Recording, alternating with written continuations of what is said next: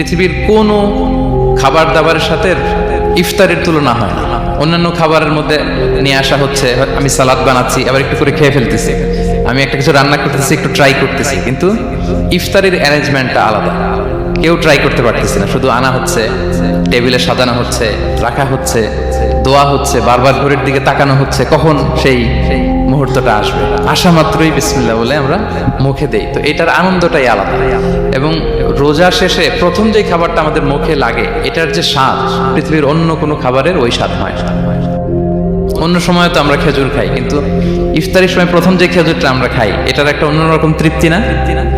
তার মানে জান্নাতের একটা আবহ এখানে। জান্নাতেও এরকম একই রকম খাবার দেওয়া হবে, কিন্তু তৃপ্তি স্বাদ আলাদা। উতুবিহি মুতাশাবিহা।